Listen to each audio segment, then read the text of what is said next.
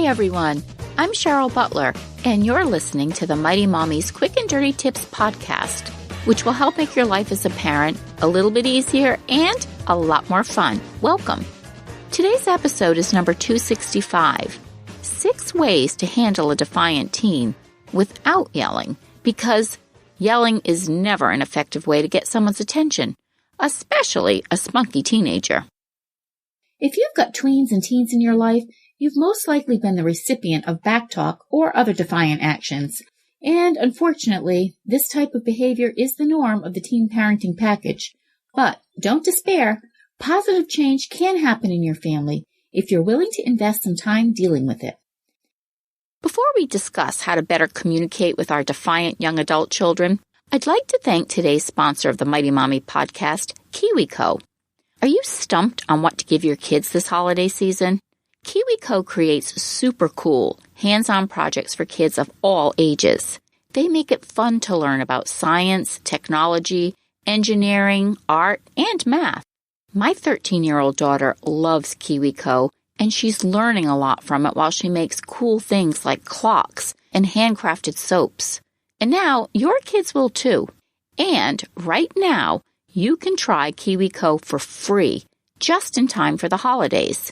To redeem this offer and learn more, go to kiwico.com/mighty. That's kiwico.com/mighty. For parents, the key is to handle that nasty and exasperating behavior in a way that calmly and consistently shows your child that you're in control and that you're not going to tolerate it. Mighty Mommy has 6 teens in her life right now, so here are 6 ways that you can respond positively to your defiant teen and keep the peace at home. Tip number 1, never assume the reason behind a teen's bad behavior. Your child's defiant behavior is actually the symptom of the actual problem. Don't guess or assume that your child is acting out based on what you see. If your son is belligerent towards you when he returns from school, it might not be that he hates algebra and he's taking it out on you, but maybe he's having problems at school making friends and he's feeling like an outcast. That doesn't excuse his poor behavior, but when he's in the comfort of his own home, he can let his guard down and therefore targets his frustration towards those closest to him, usually his parents and siblings. Try tracking your child's behavior for a short period of time and notice what situations or feelings seem to trigger the aggression or defiant outbursts. If you notice a pattern where he's unloading his anger every day when he comes home from school, for instance, once he calms down later on that evening, ask him if you can talk to him about what you've noticed. Hey, it's pretty obvious that when you get home from school, you're miserable and you're taking it out on Dad and me. What's up? How can we help you? He may completely ignore your attempt, but if you start from a place of trying to understand what's going on, you're letting him know that you care and that you want to help him, rather than just casting blame. Tip number 2, connect with your teen often. This tip may sound like a no-brainer, but it's really important and it's actually simple. Kids want to know that they rate in our busy lives. We all get caught up in the grind of work, running a household, trying to keep on top of finances and bills, and when it comes to family life with our older kids, we tend to let things slide. We don't enforce sharing family meals together on a regular basis. We don't hang out after dinner as often as we should and chat about what's going on in their social world or with their sports teams or any other aspects of their daily lives because we just get too busy. Maybe it's because when we do try to engage them, they blow us off with a sigh or a sarcastic eye roll. But it's important to keep trying so that they'll see you're making a heartfelt effort. Many times, kids will act out when they feel that they're being ignored. Look for opportunities throughout your busy day and week to connect with them on a consistent basis. By doing so, you're sending them an important message. You're important to me. Tip number 3, involve your kids in problem solving. My oldest son, now 19, went through a couple of very difficult years when he was between the ages of 11 and 13. He was so negative about nearly every aspect of his life. Not only was he doom and gloom, he had a quick temper and nearly anything we asked of him would result in a verbal attack. We tried analyzing the pattern. We took every opportunity we could to engage him when he was home. We offered to even let him see a therapist if he thought that would help, and we reached out to his closest friends to see if they knew what was going on. Yet, we continually fell short. Finally, after a visit with our pediatrician, we had a breakthrough. During her routine questions at the beginning of the checkup, she asked him what subjects he liked best at school. He told her he liked science the best because it was the one subject where he wasn't the dumbest kid in the class. She shared this with us privately afterwards. My son did have learning difficulties throughout school and had an IEP, an individual education plan, for most of his school life.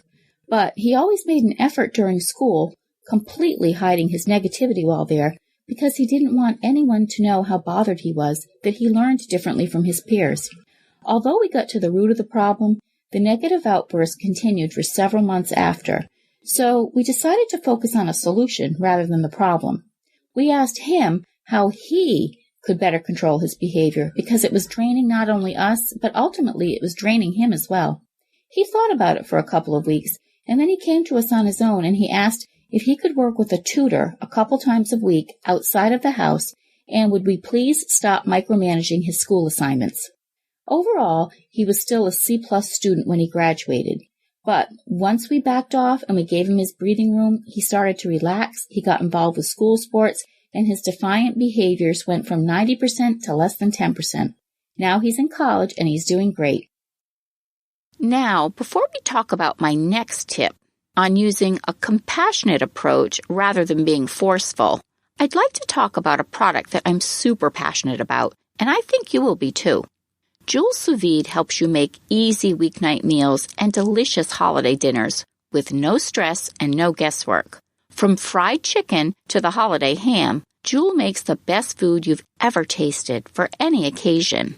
And cooking with Joule is hands-free, so you can enjoy time with your family while Joule takes care of dinner for you. You can choose your perfect doneness, so food is never under or overcooked. Steak, chicken, fish, rib roast, poached eggs, everything comes out exactly the way you like it. And all you have to do is save room for dessert. Joule also comes with hundreds of step-by-step recipes for endless inspiration. You know, one great way to connect with your teen is in the kitchen, and Joule is definitely the way to go. My teens use it to help me get dinner on the table when I'm working late, and the sense of pride that they feel is fantastic. This week, I'm working a crazy schedule, so my 16-year-old son stepped up to the plate and prepared a pot roast for dinner using Joule. It was melt-in-your-mouth delicious, all by himself.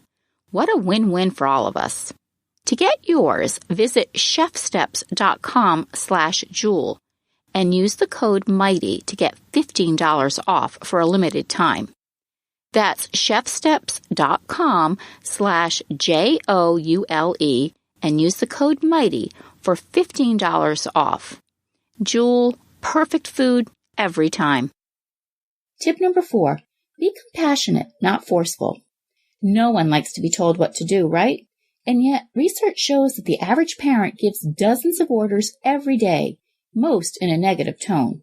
If your child is continually challenging you, consider how you can help him or her tackle more responsibility instead of making him or her feel bossed around.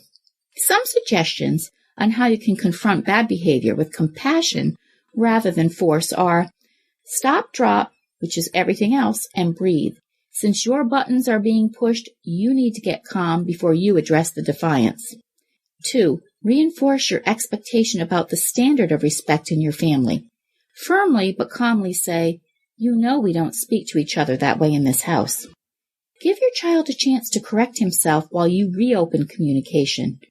"I know you didn't mean to be disrespectful. I do want to hear what you have to say. Can we try a do-over?"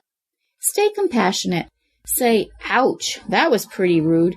You must really be angry to be speaking to me that way. I always try to speak respectfully to you. What's going on?" Listen to your child patiently. When she rolls her eyes and says, "Oh God, this is so boring, Mom. Kill me before we go on any further," keep listening until she gets everything and every last hateful thing out.